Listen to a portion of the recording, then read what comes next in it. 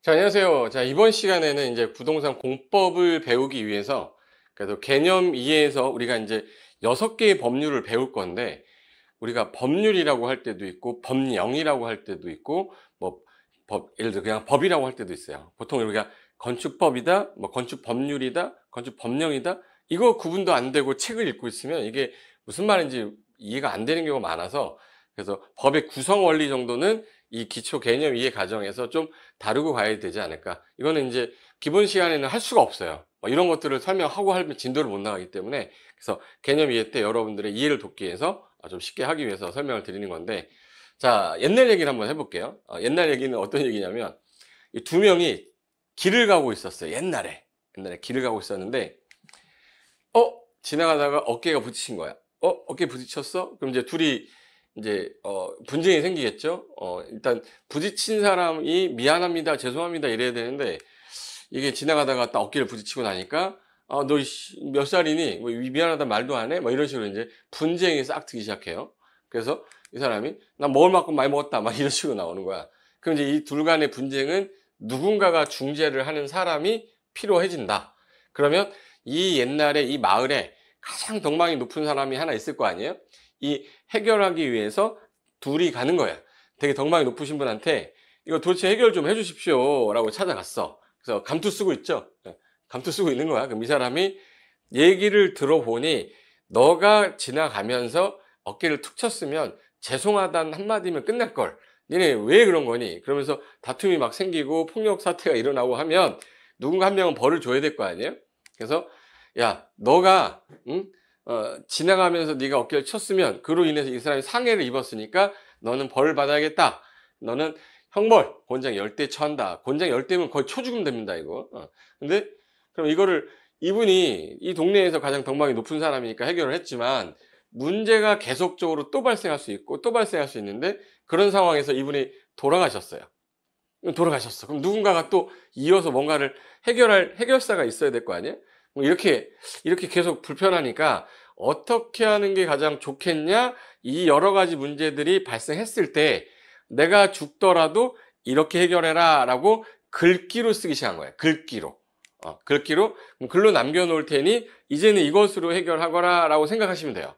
그래서 누구나 지켜야 될 옳고 그름을 판단하는 그런 것을 어디로 치우침 없이, 기울어짐 없이 물이 흘러가듯 평평하게 판단해야 된다. 그래서 물수변에다가 갈것자 써서 우리는 이거를 법이라고 해요. 물수변에 갈것자 써서. 그러니까 이게 어디로 이렇게 치우침이 없어야 된다는 뜻이에요. 그래서 이 법이라는 걸 만들었는데, 살다 보면 이런 문제만 있어요. 다른 문제도 또 생겨. 죄송합니다. 제가 감기에 약간 걸려서 목소리가 약간 섹시할 거예요. 섹시해도 좀 이해 좀 해주십시오. 제가 몸 관리 잘못한 이 프로 정신 없는 제가 죄송합니다. 자, 일단 이렇게 됐어. 그러면 이 법이라는 글자는 옛날에 어떻게 생겼냐면 이렇게 생겼었어요. 그래서 여기가 물수변, 삼수변이라고 그러죠. 거기에 요 사라질 거자고요. 여기가 해태라는 동물을 형상화한 겁니다. 여기 뿔이 달려 있죠. 그래서 옛날에는 이 해태 치자라고 그래서 웹뿔량이라고 그래서 요 뿔이 있는 동물인데 이게 신화에 나오는 동물이었어요.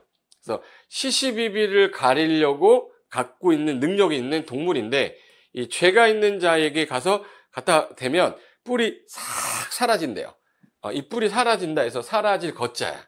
그래서 얘가 판단하는 그 신화의 동물이 어디 물이 흘러가듯이 평평하게 판단을 해야 된다. 그래서 요 해태 치자에다가 사라질 거자를 써서 이제 분쟁을 해결하는 데 있어서 어떤 규범을 만들고 옳고 그름을 분별하는 악을 제거하는 규범이라는 뜻을 갖고 있는 게 법이라는 글자예요. 근데 시대가 발전하면서 이거를 너무 복잡하니까 빼고 이렇게 해서 이게 법이란 말로 쓰게 된 거야. 그러면 여러분 교재에 134페이지 보시면 요게 있을 거야. 134페이지. 134페이지는 거기 법의 체계라고 써 있을 건데요. 자, 법의 체계. 우리가 많이 들어보셨을 건데, 지금 현재 헌법이라는 게 있고 법률, 그리고 명령, 그다음에 조례 규칙이 있는데, 이거는 아마 법대 나오신 분들은 다 알겠지만 법대 안 나오신 분들 입장에서는 사회 시간에 한 번 정도 언급만 해서 살짝 들어는 봤을 겁니다. 우리나라의 제일 센 법이 뭐예요? 헌법이라는 법 있죠. 그 헌법 밑에 여러 가지 법률들을 국회에서 만들어서 제정을 한 거야.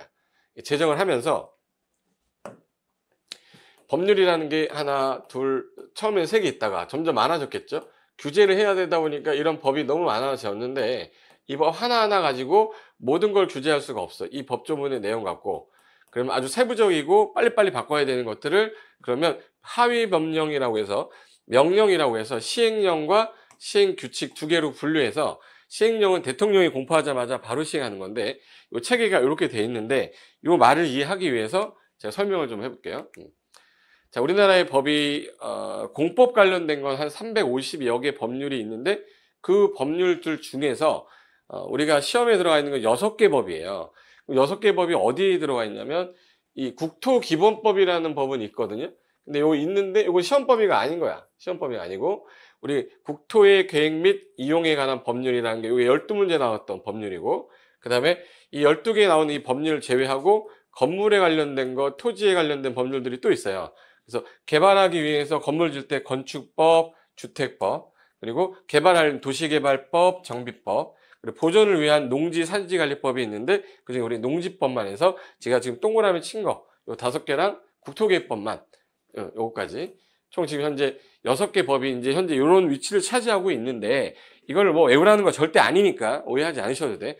아, 저런 게 있구나. 아, 내가 개념 이해 과정상에서는 시험과 관련된 것도 하겠지만 이렇게 공부하는 게 좋습니다라는 걸 설명을 드리기 위한 아주 개념 이해 과정이에요. 그래서 실질적인 공부는 기본 이론에 공부를 하는 거니까 개념 이해는 가볍게 읽고 넘어가시면 되고 책을 안 보셔도 돼요. 자, PPT에서 설명하는 것들만이라도 알고 가시면 기본 이론 할 때 또 다시 나오니까 얘는 축약을 해놓은 거라 오히려 입문 과정에서 오히려 저게 더 독이 될 수가 있어요. 요약만 보려고 할 거니까. 그래서 제일 좋은 책은 기본 이론서, 기본서고 그 다음에 요약집이 요거랑 유사하게 나올 건데 이걸 가지고 공부하시는 거는 아니다. 그래서 이런 내용이 있구나라는 거를 그냥 개념상 알아라라고 만든 책이라고 보시면 되니까 요 PPT는 자료를 올리면 너무 많으니까 또 프린트 하라고 하는 거냐, 나 컬러 프린터가 없다, 프린터기가 없다 이런 분들이 있어서 PPT 자료를 올리지는 못해요. 사진이라든지 이런 게 또 저작권에 걸려서 그래서 제가 필요한 것들만 나중에 그 우리 자료실에다가 필요한 것들, 중요한 것들을 제가 올릴 테니까 자료실에서 다운 받으시면 될 거예요. 자, 그러면 자, 이 사람이 예를 들어서 자, 법이라는 게 만들어질 때 어떻게 만들어졌냐면 이 사람이 자기 땅인데 자기 땅에다가 건물을 짓고 싶은 거예요. 그래서 설계까지 다 해서 아, 내가 그렸어. 아, 똑똑한 놈이죠. 설계 도면 그려서 건물을 짓겠다. 이런 건물 져봐야지라고 해서 건축이라는 걸 옛날에는 지 마음대로 했었는데 왜 마음대로 했냐면 내 땅에 내가 건물 짓겠다는데 누가 뭐라고 그래요? 그죠? 그런데 이 사람이 건물을 지었을 때 이게 무너져서 부실공사 등으로 인해서 무너졌거나 인사상 사고가 나면 이거 안 되겠다. 국가가 나서서 이 불특정 대다수가 안전하기 위해서는 건물 짓는 거를 규제를 해야겠다. 네 마음대로 하지마. 국가가 개인을 규제하는 거니까 공법이죠. 그 대표적인 게 건축법인데 그래서 건축법에서는 건축 설계 도면을 갖고 땅에 이런 건물 짓 겁니다. 해도 될까요? 라고 물어보는 걸 우리는 건축 허가 신청이라고 그래요. 이 사람이 그냥 허가를 해주는 게 아니라 건축을 하기 위한 법을 만들어 놨으니 1항부터 3항에서 뭐 137조가 있다. 그럼 1조부터 137조에 어긋나면 안 돼요.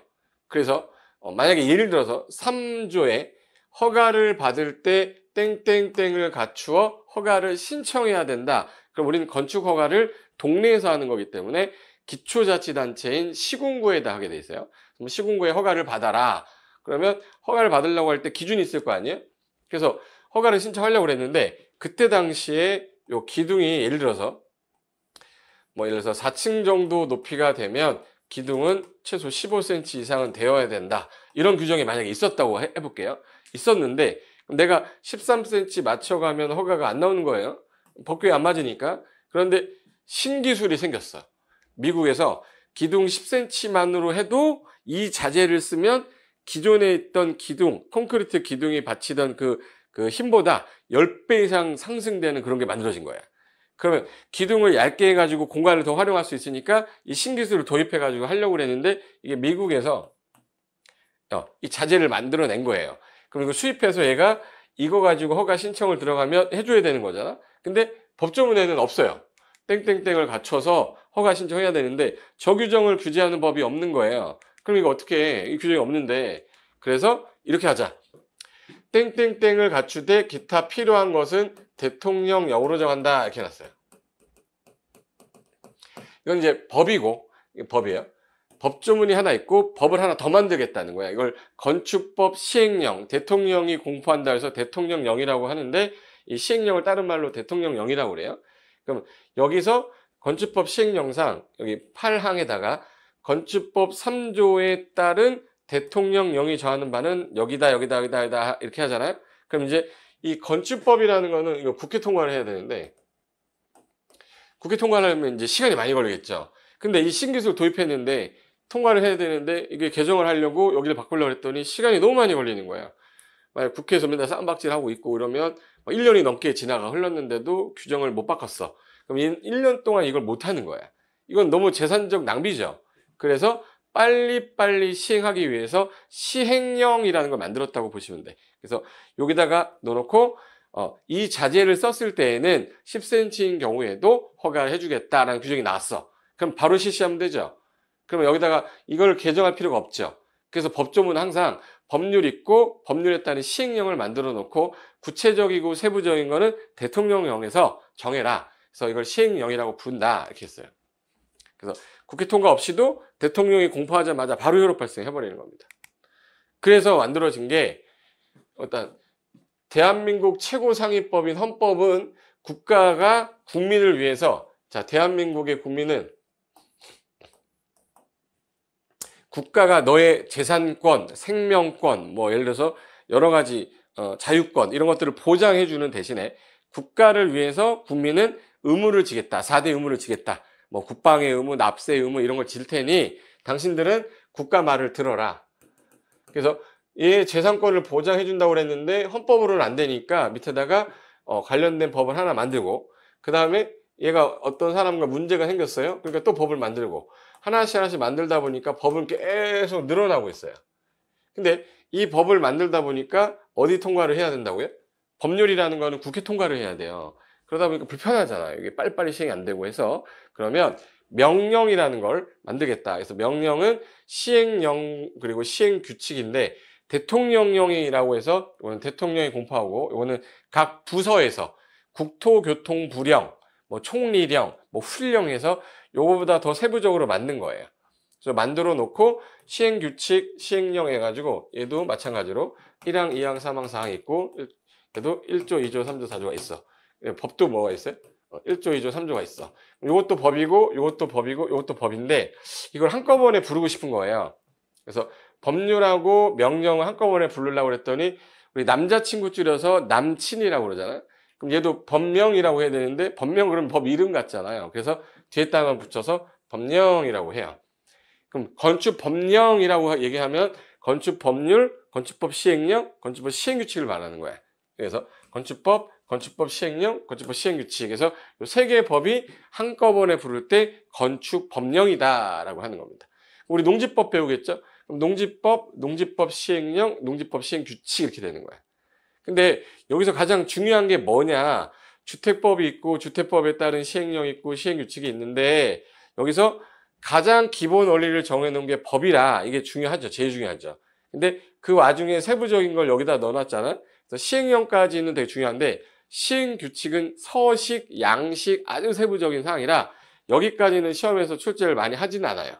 그러니까 40문제 중에 어쩌다가 한두 문제. 그럼 이거를 제가 교재 기본서를 만들면서 이걸 넣겠습니까? 그래서 우리 기본서에다가 이거 3, 6, 18, 18개 법을 다 넣으면 너무 힘드니까 제가 기본서를 만들 때 법하고 시행령 위주로만 기본서 만들었고요. 요약서도 마찬가지야. 그 중에 시험에 언급이 됐던 시행규칙들은 참고로 넣어놓긴 해놨어요. 그러니까 그렇게 보시면 되는데 그럼 일단 여기까지가 지금 현재 우리 시험범위인 이유가 뭐냐면 건축법 시행규칙까지 있지만 지자체에서 만드는 법률을 우리는 조례라고 그래요.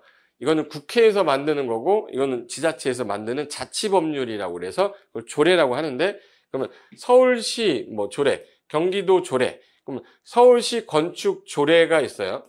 그럼 여기 건축 조례에 있는 내용을 시험 문제로 내면 부산 사람들은 못 풀죠. 서울시 전국에 있는 시조례를 볼 수는 없잖아.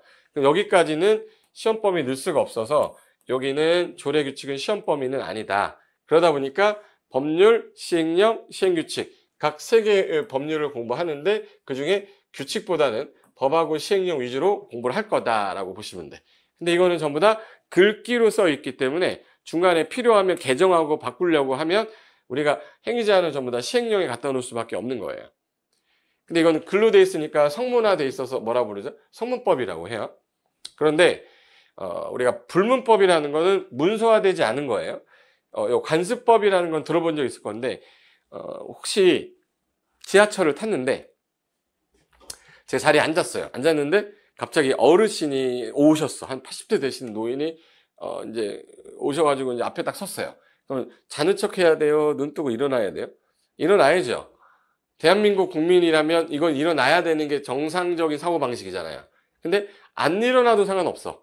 근데 안 일어나면 사회적 지탄을 받을 수가 있는 거죠. 왜? 어르신이 있으면 공경 차원에서 내려야죠. 일어나야죠. 근데 이게 관습적으로 사회적에서 인정되는 그런 관습이 법적인 인식을 갖게 됐어. 그걸 우리는 관습법이라고 그래요. 그래서 법조문에 안 써 있어요. 지하철에 앉아 있는데 뭐 80세 이상 노인을 만나면 일어나야 된다. 이런 규정은 없지만 관습적으로 이루어지는 것들이다.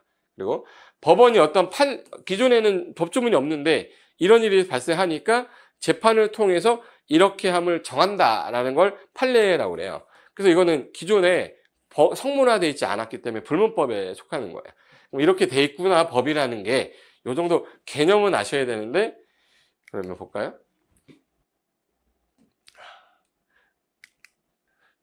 요 세 가지 것만 시험에 나올 건데 우리가 예를 들어 볼게요. 건축법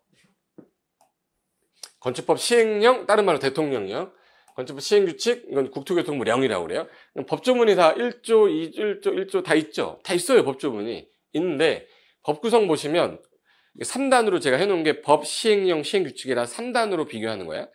여기 보시면 용어정의라고 해서 건축물이란 어쩌고저쩌고 차고 창고 등 그 밖에 대통령령으로 정하는 것을 말한다라고 돼 있죠.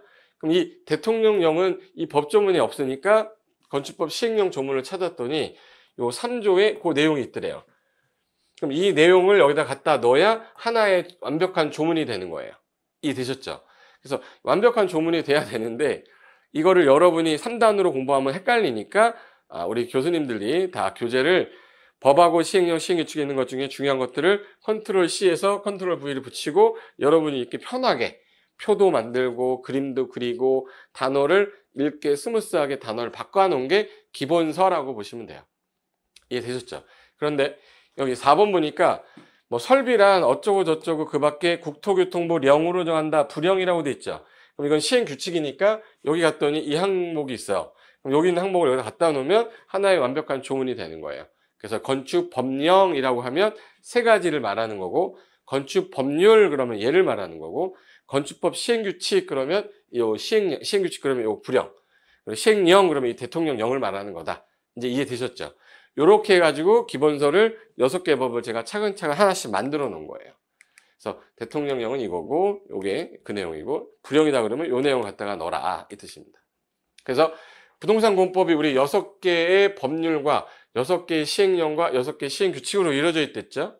그래서 이게 2023년 우리가 10월 넷째 주에 토요일 날 시험을 보게 돼 있거든요. 시험 보게 돼 있어. 근데 시험 전까지 중간중간에 개정이 있을 수 있겠죠. 그래서 수업을 그대로 따라오시면 되고 중간에 이제 우리가 기본서가 있으면 이렇게 펼치면 여기 내용 있고 여기 내용 있는데 중간에 시행령 부분이 개정이 된 거예요.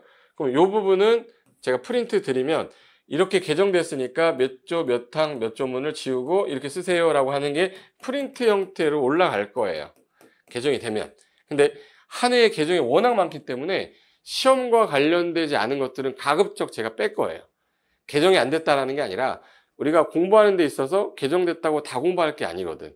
근데 제일 많이 개정되는 건 시행령이 많이 개정이 돼요. 법률이 개정되면 되게 중요한 게 바뀐 거기 때문에 그 해에 시험에 나올 확률이 되게 높고 그다음에 시행령 같은 경우는 약간 좀 약간 이러한 내용을 규제하다 보니까 좀 바꿔야겠어 라고 하면 빨리빨리 바꾸는 거 원래 시행령이라고 그래요. 그래서 이렇게 돼 있어요. 국토개법, 법 6개 법 있죠? 그 다음에 국토개법, 시행령 또 6개 있죠? 시행규칙에서 또 이렇게 6개 있단 말이에요. 그 중에 시행규칙보다는 법하고 시행령 위주로 공부를 할 거다. 그래서 양이 뭐예요? 많아요. 양이 많아요. 다른 과목은 법 하나만 배우면 되잖아요. 근데 우리는 법령 하나만 배우는 게 아니라 6개의 법이 40문항이 따로 정해져 있다 보니까 양이 많아서 어려운 거지, 내용이 많으면 반복적인 학습하기가 쉽지가 않죠. 그래서 공법이 어려운 거예요. 내용이 어려운 게 아니야. 내가 얼마나 설명 잘하는데 한번 들으면 까먹을 수가 없지만 시간이 흘러가면서 뇌에서 빠져나가니까 그걸 되잡아주는 학습을 하셔야 돼요. 학습. 우리가 학습이라고 할 때 이 학자가 무슨 학자냐면 배울 학자죠. 습자가 무슨 습자죠? 익힐 습자예요. 자, 학습이라는 건 배우고 난 다음에 익혀야 된다는 뜻인데, 제가 여러분한테 하는 거는 학만 할 겁니다. 학. 가르쳐 주는 거야. 이런 내용입니다 라고 여러분한테 배우는 거는 제가 설명을 다 드릴 거지만, 이걸 가지고 내 거화 시키는 거는 익혀야 되죠. 그건 여러분이 하셔야 되는데 죄송합니다. 대부분이 습을 안 하고 학만 하니까 시험 점수가 안 나와요. 네, 이렇게 많은 양을 익히지를 못했으니 점수가 안 나오지. 반면에 뭐 중개사법 같은 경우는 상대적으로 양이 적죠. 그러다 보니까 법조문이 한 113개 정도밖에 안 돼요. 공법 같은 경우는 거의 3,000개 정도 돼요. 3,000여 개의 공법하고 한 120개 된 120개 중개사법은, 그러면 3,000여 개 공법하고 120개 중개사법이 있으면 얘 30번 볼 때 이 한 번 본다는 뜻이잖아요. 그러면 30번 본 거랑 한 번 본 거랑 어느 게 기억이 많이 남겠어? 그죠? 그러니까 여기는 고득점을 할 수 있는 과목이지만 공법은 고득점은 불가능하다는 뜻이에요. 이 시간에 중개사법 공부해서 합격하는 게 더 낫죠. 그래서 우리는 저걸 추려서 2,000개에서 1,500개를 줄이고, 요약할 때는 한 1,000개에서 400개 줄여가지고 마지막에 잘 나오는 거 정리해서 가는 게 공법의 공부 방법이다.